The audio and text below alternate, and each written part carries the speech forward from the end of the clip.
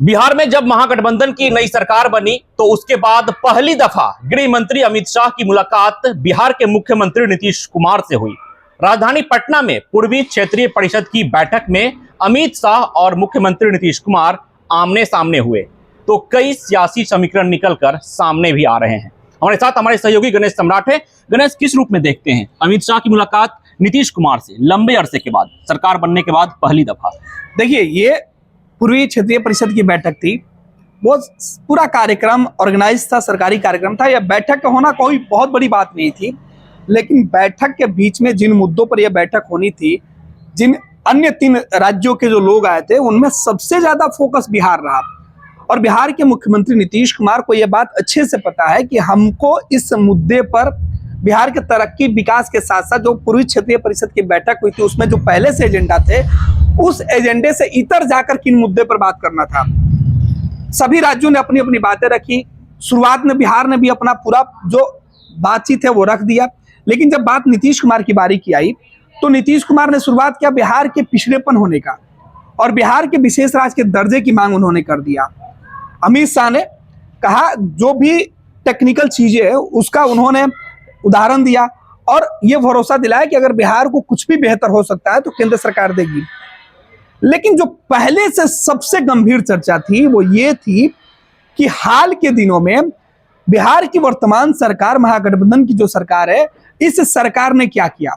इस सरकार ने जातीय आधारित जनगणना कराई, उसका बाद में नाम जातीय गणना रखा गया, और इस गणना की रिपोर्ट जब सामने आई तो वर्तमान सरकार पर बिहार में बीजेपी जो मुख्य विपक्षी पार्टी है, उसके साथ जो दूसरे विपक्षी पार्टियां हैं या संगठन, यानी बिहार में जेडीयू राजद के संगठन के जो अन्य नेता हैं, उनके भी जातियों में जो संख्या है उस संख्या को लेकर सवाल उठने लगा, और इसी का फायदा बीजेपी को मिल रहा है। और बीजेपी पटना से लेकर दिल्ली तक इसका विरोध दर्ज करा चुकी है।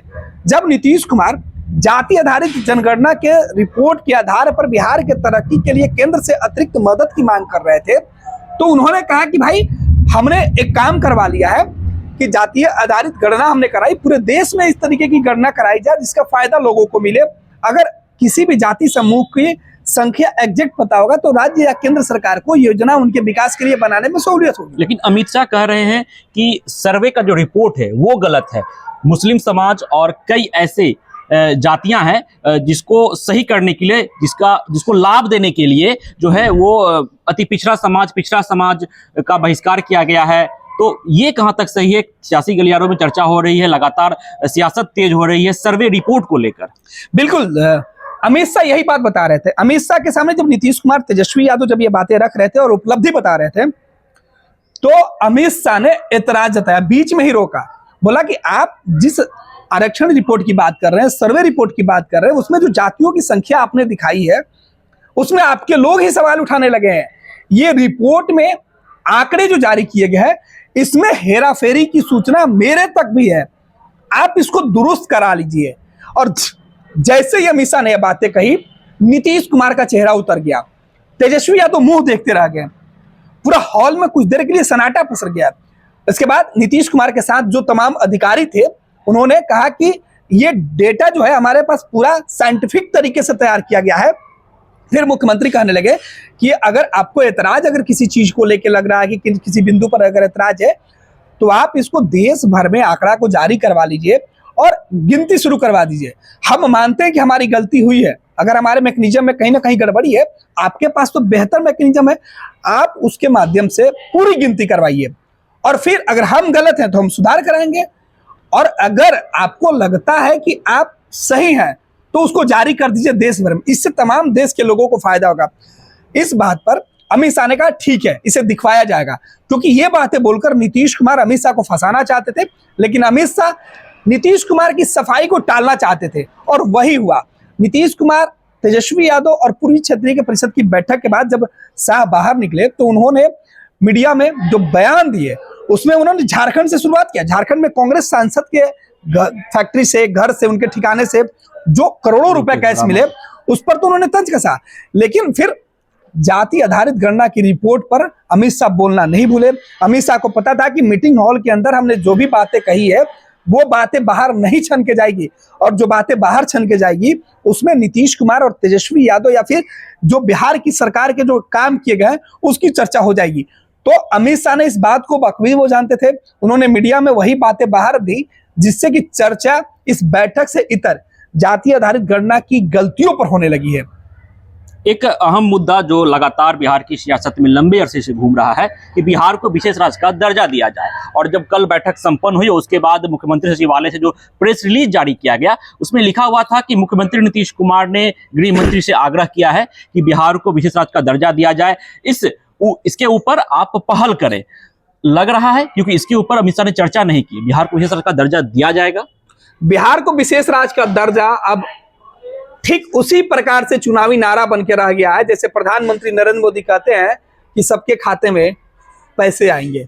नीतीश कुमार को पता है कि जहां वो कमजोर होते हैं वहां कुछ ऐसी बातें कर डालो कि ना कोई दूसरा उसके करीब जा पाए और ना ही उस लकीर को मिटा पाए। नीतीश कुमार को यह बात अच्छे से पता था कि बिहार को विशेष राज्य के दर्जे देने की मांग अगर हम अमित शाह या केंद्र सरकार के सामने रखेंगे तो केंद्र सरकार ना हाँ कह सकती है और ना ही ना कह सकती है, लेकिन इस पूरे मामले को देखने का भरोसा दे सकती है, क्योंकि पहले ही रघुराम राजन की रिपोर्ट में एक एक बातें साफ कर दिया गया। पिछली जो सरकार थी केंद्र की उसने इस पूरे मामले पर अपना रुख साफ कर दिया है। नीतीश कुमार को केवल इस मुद्दे के साथ चुनावी समीकरण बनाना है, चुनावी एजेंडे बनाकर विशेष राज्य के दर्जे की मांग करनी है, क्योंकि नीतीश चाहते हैं कि बीजेपी को बिहार के लोगों के प्रति जो अपनापन दिखाने का मौका मिलता है उसे नफरत में कैसे बदला जाए। नीतीश को पता है कि बिहार के विशेष राज्य के दर्जा की मांग करेंगे तो जो लोग उनके सपोर्टर नहीं है या जो राजनीतिक दल उनके विरोध में खड़ी है, विशेष राज्य की मांग पर तमाम राजनीतिक दल बैकफुट पर आ जाएगी। क्योंकि अगर कोई भी विशेष राज्य के दर्जा की मांग को अगर बिहार में जो सियासत कर रहा है वो डिनाई करेगा, ये पीछे हटेगा, तो उसका चेहरा नीतीश बेनकाब करेंगे कि बिहार के हित के बारे में आप नहीं सोच रहे हैं, आप बिहार के विकास के विरोधी हैं। गणेश, आप चेहरा बेनकाब करने की बात कर रहे हैं और पहले पार्टी के नेता इस बात को उठाते थे, लेकिन अब तो सरकार ऑफिशियली तौर पर इस बात को उठा रही है। तो आपको लग रहा है कि नीतीश कुमार को आरजेडी का और कांग्रेस का समर्थन नहीं मिल पा रहा है, क्योंकि रघुराम राजन की रिपोर्ट के अनुसार कांग्रेस और आरजेडी सबसे बड़ी बाधा बनी थी, विशेष राज्य को दर्जा नहीं मिले। विश्वजीत, ये पूरा जो शब्द है ना विशेष राज्य का दर्जा, वो पूरे तरीके से सियासी है। टेक्निकल चीजों में केंद्र की कांग्रेस की यूपीए की सरकार ने उलझा के रखा। जब बिहार में नीतीश कुमार की सरकार नहीं थी तब लालू यादव ने कहा कि हमने मांग किया है। ये समय समय पर बिहार को विशेष राज्य का दर्जा वाली जो बात हो गई है, ये स्पेशल रिलीफ जो है बस केवल एक तरीके से चुनावी एजेंडा है। जो लोग सत्ता से बेदखल होते हैं या जिनके पास पावर नहीं होता है वो पावर लेने की बात करते हैं। विश्वजीत, कुल मिलाकर यही है, बिहार को विशेष राज्य का दर्जा देने की मांग नीतीश की जरूरत और मजबूरी है, और केंद्र इस पूरे मामले पर चुप्पी साधती है क्योंकि केंद्र की भी अपनी मजबूरी है।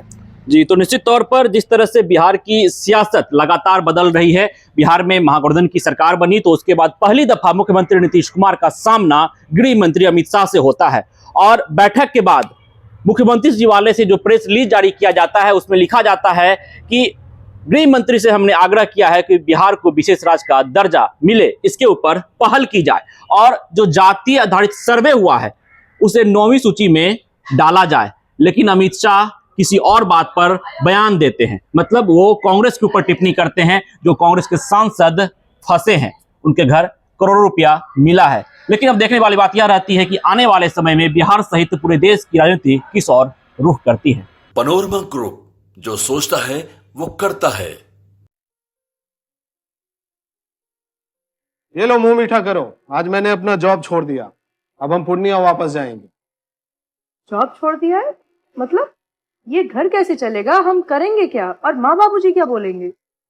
इसलिए मैं एक और मिठाई का डब्बा लाया। अपने बिजनेस के लिए लोन अप्रूव हो गया। अरे लोन अप्रूव हो गया वो तो ठीक है, लेकिन पूर्णिया में हम रहेंगे कहाँ? अपना घर भी तो नहीं है वहां। इसलिए तो एक और मिठाई का डब्बा अलग से लाया हूं। हमने पूर्णिया में घर ले लिया है, पूर्णिया के ई होम्स पैनोरमा में। पूर्णिया में पैनोरमा ग्रुप लेकर आए हैं ई होम्स पैनोरमा। बड़ा घर, आलीशान जिंदगी और अत्याधुनिक सुविधाओं के संग। अरे अब क्यों मुंह मीठा करवा रही हो? क्योंकि हम घर वापसी जो कर रहे हैं। घर वापसी की खुशी पूर्णिया में ई होम्स पैनोरामा के संग। ई Homes Panorama, luxurious lifestyle redefined.